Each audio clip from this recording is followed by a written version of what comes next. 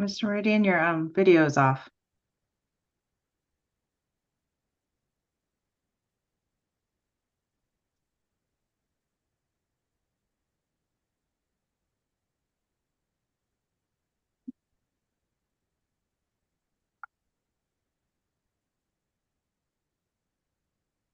Perfect. Okay, there.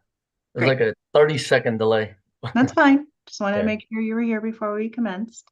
Very good. Before we begin, I wanted to thank both parties for timely emailing the list of OTA cases and names. It not only helps me, but more importantly, helps Ms. Alonso. So thank you very much for that. Good morning, everybody, and welcome to the Office of Tax Appeals. Today's oral hearing proceedings are for the appeal of Kevin and Suzanne Shepela, which is publicly viewable, and a stenographer will report everything that is said.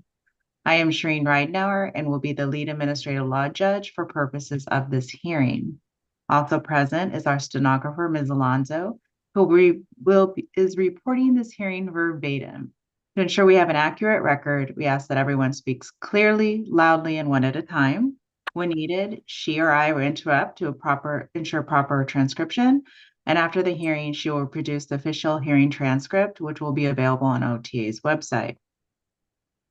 As a reminder, OTA is not a court, but it is an independent appeals body, which is staffed by tax experts and is independent of FTB. While OTA is not a court, we must nevertheless follow certain guidelines to ensure that we establish a proper record on which a decision may be based and to conduct an orderly hearing. All parties must be courteous to each other and may not interrupt another party. Each party will have the opportunity to be heard, so please wait for when it's your turn to present your side. Also, I may interrupt the hearing if we get out of order or become counterproductive, as keeping us on track and creating a clean and efficient hearing record is part of my role as lead administrative law judge. Okay. Before we go on the record, do any parties intend, pending a showing of good cause, to submit additional exhibits not previously submitted or call any witnesses not previously identified? Mr. Shepela? No. Mr. Meridian? No. Thank you. Okay. Are there any questions about anything I have just said before we go on to the record? Mr. Shepela? How should we address you? Pardon me? How should we address you? Judge Ridenauer is fine. Okay. Yes. FTB, any questions? No additional questions. Okay. And Mr. Shepela, maybe speak a little bit louder. The stenographer is having trouble hearing you. Okay. Maybe say something and we can see if that's better. How is this now? Good. Ms. Alonso, a little bit louder or better? A little bit louder, Even please. loud. Okay. I will do my best to enunciate. I'm almost yelling at this point. It's okay. We won't take it personally. Okay. Okay. All right. Ms. Alonso, are you ready to proceed? Okay. We are opening the record in the Office of Tax Appeals oral hearing for the appeal of Kevin and Suzanne Shepela, OTA case number 2409-17452. Today's date is June 25th, 2025, and the time is 10:33 a.m. This hearing is being conducted virtually with the agreement of the parties. This appeal is being heard and decided by a single administrative law judge under OTA's small case program. My name is Shereen Ridenauer, and I will be conducting the hearing, reviewing the evidence, and reaching a determination in this appeal. For the record, will the parties please state their names and who they represent, starting with representatives for FTB? David Meridian, I represent the FTB. Nancy Parker, I also represent the FTB. Okay, and for appellant? Kevin Shepela. Great. Representing myself. Great, thank you. As stated in my minutes and orders dated May 30th, 2025, there is one issue in this appeal: whether appellants have established reasonable cause for failing to make a timely payment of tax for the 2023 tax year. The exhibits are listed in an exhibit log. During the pre-hearing conference, FTB raised no objection to appellants exhibits 1 through 5, and they were admitted into evidence. During the pre-hearing conference, appellants raised no objections to FTB's exhibits A through E, and they were admitted into evidence. FTB previously indicated it will not call any witnesses. Appellants indicated that Kevin Shepela will be testifying today, and FTB raised no objections. As such, he will be sworn in before appellant's presentation, and there are no other witnesses today. As a reminder to the party, during our pre-hearing conference, we decided that appellants will have 10 minutes to make their presentation, followed by FTB, who will also have 10 minutes.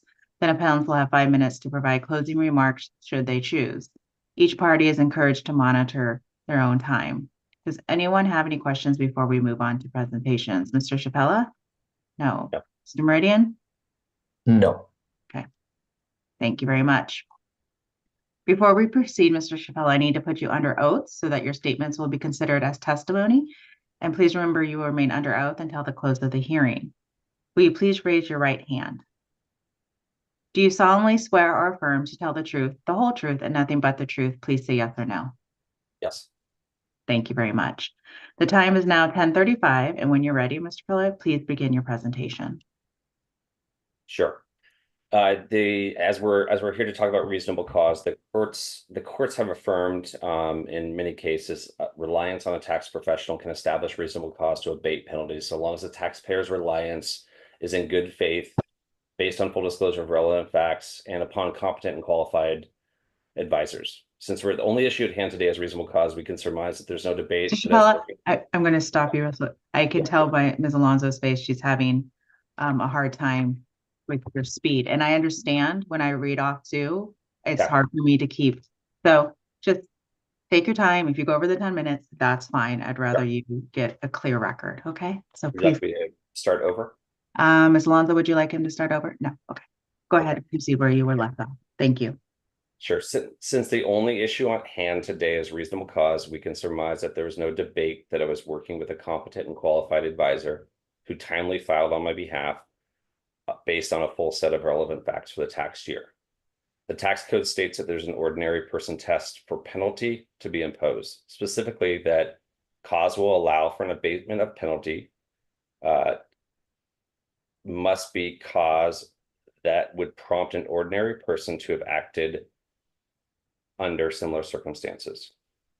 While an ordinary person or reasonable person benchmark is widely accepted and I certainly would have passed this benchmark, reasonable cause is an undefined term in the code and is only further defined by case law. I contend that a thorough review of the submitted supported documents was probably not completed and that the FTB chose to ignore the entirety of Justice Berger's opinion in Boyle. If the FTB had reviewed the email correspondence and exhibits with my CPA, they would have clearly concluded that there was no willful neglect. In fact, they would have found that I acted in good faith by both confirming and reconfirming between the dates of April 2nd and April 4th this year with my CPA that there was no tax liability. They would have found that I timely completed and returned Form 8879 for my CPA to file on my behalf. An ordinary person would have taken their trusted advisor's initial direction on its face. However, I demonstrated a higher duty of care by confirming multiple times to ensure that I continued to act in good faith and complied with my obligation. Per Justice Berger's opinion in Boyle, when an accountant or attorney advises the taxpayer on a matter of tax law, such as whether a liability exists, it is reasonable for the taxpayer to rely on that advice. Furthermore, most taxpayers are not competent to discern error in substantive advice or of an accountant or an attorney. To require the taxpayer to challenge the attorney to seek a second opinion or to try and monitor a counsel on the provision of the code itself would nullify the very purpose of seeking the advice of a presumed expert in the first place. He references Haywood Lumber, supra at 771. Ordinary business care and prudence do not demand such actions. The unfortunate but incorrect direction from my trusted advisor has clearly created a reasonable cause, as the ordinary person may not have even questioned the advice given and certainly wouldn't have confirmed on 2 different occasions whether it was correct. While my original argument relied primarily on the stress and strain caused by losing my father, the fact remains that it was reliance on erroneous advice from a trusted advisor that is directly responsible for the untimely payment, and my father's passing was merely a contributing factor. Despite the fact that the IRS recognizes the death or illness of a taxpayer or a member of the immediate family as reasonable cause, I still performed a higher duty of care than that of a reasonable person. I neither missed a timely statutory filing, nor did I passively rely on an accountant. Conversely, I was actively engaged in the timely filing and payments of 4 returns in addition to my own, and was provided erroneous information twice about my tax liability. Over the years, the complication of calculating estimated taxes due to the lumpy nature of RSUs I was vesting had caused an increased reliance on my accountant to provide a highly distilled view of my net liability. And this is the very reason I inquired about the liability via email and then reconfirmed my responsibility, all the while making payments for other filings under my purview. Finally, the circumstances truly do matter. And this is why the courts have been asked to render decisions when reasonable cause comes into play. Throughout my review of volumes of OTA case denials and abatement, I found 3 themes that were inconsistent with my set of facts. Number 1, little to no instance of timely filing, but untimely payments, unless it was a matter of extensions or incorrect, absent estimated calculations. For instance, in the appeal of Sidney G. Friedman and Ellen Friedman, they attempted to schedule an estimated payment. They never reconciled their own bank accounts. I conducted the very due diligence that the OTA said would have been required to establish reasonable cause. After being told twice there was no tax liability, I triple checked and cured 9 days later. Not 9 months later, as the Friedmans did, but 9 days later. The Friedmans only cured after being given a notice. Secondly, I found that many denials were due to complicated financial events that might have happened: estate settlements, transactions, early IRA distributions, and prior year corrections that triggered and probably necessitated a higher degree of care and stewardship by the taxpayer in that given year. Mine was not the case. Mine was a very vanilla filing on an average year. There were no complicated financial transactions that happened. In the case of the appeal of Roger Slade, he was involved in a very complicated real estate transaction with no proof given about the complexity of the valuation process that he was utilizing. He made a payment after a notice was given by the FTB. He should have been involved in that process with his accountant. The same holds true for the appeals of MB and GM Scott. During their tax year, they disposed of multiple rental units and the sale of a corporation, and they were unable to calculate the proper estimated taxes by the deadline. These are both financial complicated transactions that occurred during the tax year that they neglected to pay attention to.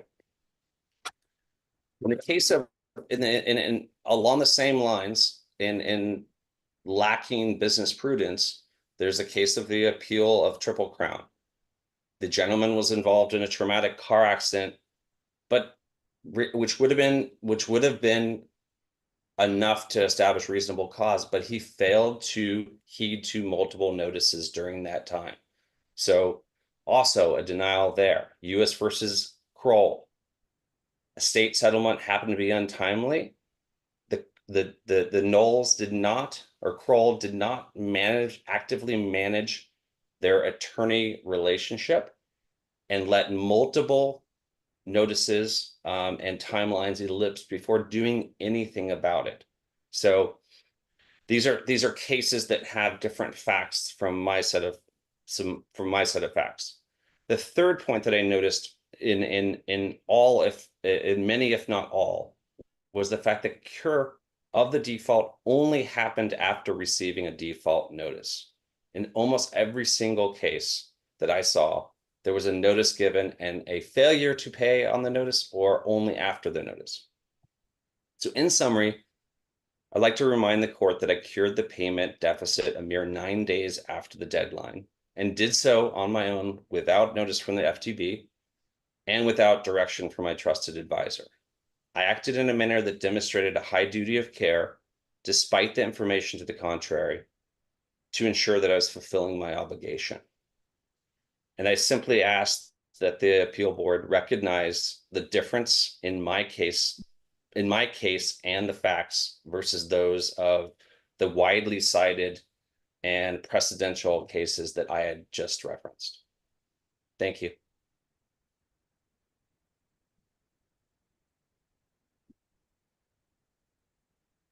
No audio. Check drive now or you're muted. Yeah, I forgot to hit. Thank you very much, Mr. Shepela. FTB, do you have any questions for him as a witness? No questions. Okay, thank you. Mr. Pellet, could you just please clarify for the record when and how you became aware of the outstanding amount due? I became aware when I received the physical file from my CPA, and I was reviewing it one last time before putting it to my files. Thank you very much. The time is now 10:46, Mr. Meridian. When you're ready, please begin your presentation. Thank you. Good morning. My name is David Meridian, and with me here is Nancy Parker, my colleague from the Franchise Tax Board. We represent Respondent Franchise Tax Board on this matter. The sole issue on appeal is whether appellants Kevin and Suzanne Shepela have established reasonable cause to abate the late payment penalty under Revenue and Taxation Code Section 19132 for the 2023 tax year. Before we go over the law, let's review the facts. Appellants timely filed their 2023 tax return, and the return reported total tax liability of $171,481 and an ultimate tax due of $44,530. However, appellants did not make the payment of $44,530 until April 24th, 2024. Following the payment, FTB issued to appellants a notice informing them that there was a balance due because of the late payment penalty that was imposed as a result of the late payment. Appellants ultimately made the payment for the late payment penalty and filed a claim for refund, which FTB denied. Thereafter, appellants filed this appeal. On appeal, appellants contend that the late payment penalty should be abated due to reasonable cause, as appellant husband's father passed away the prior year, appellant husband's mother was in poor health, and that there was a miscommunication with their accountants, and more specifically, that they relied on their counsel. Appellants state that appellant husband was communicating back and forth with the accountants, and that there were emails prior to April 15th, 2024, where the accountant states that there would be an overpayment. Unfortunately, appellants' arguments are unavailing, and appellants have not established that any of these events prevented them from timely making a payment in April of 2024. The law provides that a late payment penalty is imposed when a taxpayer fails to pay the amount shown as due on the return on or before the due date of the return. For the 2023 tax year, the tax payment was due on April 15, 2024, but appellants made their payment on April 24, 2024. As such, FTB imposed a late payment penalty. When FTB imposes a penalty for late payment, the law presumes that the penalty was imposed correctly, and the burden of proof is on the taxpayer to show that reasonable cause exists to support abatement of the late payment penalty. As noted, appellants contend that appellant husband's father had passed away in 2023 and that his mother was also suffering from health concerns. As a general rule, illness may establish reasonable cause where the taxpayer presents credible and competent proof that the circumstances of the illness prevented compliance with the law. However, if the difficulty simply caused the taxpayer to sacrifice the timeliness of one aspect of the taxpayer's affairs to pursue other aspects, the taxpayer must bear the consequences of that choice. FTB is sympathetic to the appellant husband losing his father in the prior year and dealing with the difficult circumstances surrounding his mother's health. Appellant's husband's father passed away in 2023, whereas the time period for issues associated with the late payment penalty would have been April of 2024. And appellant husband has not demonstrated that these events prevented him from making a timely payment. Furthermore, even if appellant husband himself was prevented from making a timely payment, appellants have not demonstrated why appellant wife could not have reviewed the return and made the payment herself. With respect to appellant's primary argument, wherein they state that reasonable cause exists because of reliance on counsel, their argument is unpersuasive and contrary to the Boyle case. Specifically, the Boyle case has stated that, and I quote, while a taxpayer can rely on a tax professional for tax advice as to a matter of tax law, such as whether the taxpayer has a tax liability, failing to timely file the tax return or to pay the tax due because their tax professional's oversight or error is not reasonable cause. Furthermore, the Boyle case also states one does not have to be a tax expert to know that tax returns have fixed filing dates and that taxes must be paid when they are due. Accordingly, appellant's reliance on counsel does not constitute reasonable cause because they do not rely on any improper substantive advice, but rather simply missed making the timely payment by reviewing the tax return, seeing that there was a payment due and making the payment. In this same light, appellants argue that there was a miscommunication between appellant husband and their accountant, pointing to the emails where the accountant confirmed that there would be an overpayment for 2023 tax year. They point to an email on April 4th where their accountant confirmed that there was an overpayment. The emails between appellants and tax accountants were sent prior to the tax return being filed. Specifically, the tax return that was filed on April 5th, 2024, clearly showed that there was a balance due of $44,530. Again, a simple review of the tax return that was filed would have shown that there was no overpayment and that instead there was a balance due. In short, it appears to be an oversight on the part of appellants. Unfortunately, by appellants' own admission, they did not review the tax return, which they filed on April 5th, 2024, until April 24th, 2024, to confirm whether there was an overpayment or not. Unfortunately, taxpayers have a responsibility to review their return when they file, and they have not explained why the payment could not have been made electronically. Failure to timely pay based on a mistake or oversight is generally not considered reasonable cause. As a result, appellants have not met their burden to show that there's reasonable cause to abate the late payment penalty. FTB understands appellants' unfortunate and difficult circumstances, but is only authorized to abate penalties as provided by the law. Unfortunately, to date, appellants have not met their burden to establish reasonable cause exists to abate the late payment penalty. For the reasons set forth in FTB's opening brief, as well as the reasons noted in today's hearing, FTB requests that your Office of Tax Appeals sustain FTB's actions.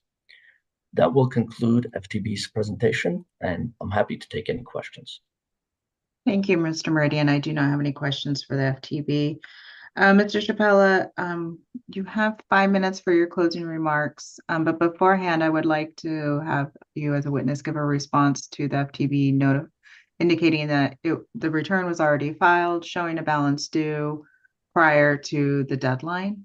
Would you like to provide a response to that?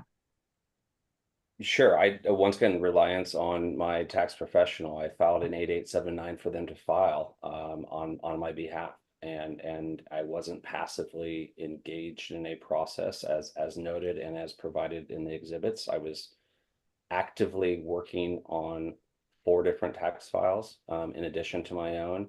I actively made payments on 2 other files associated with that. So there was no willful neglect or even oversight on my behalf. The review of those taxes would have provided the exact same response to my tax professional. Is there an obligation or a liability that should be satisfied this year? And the response came back the same. There is no liability. There is no payment. Can I clarify again? Is there a, to follow up multiple times and provide additional due diligence. I do think there's a subjective analysis or subjectivity of what is reasonable and what is not.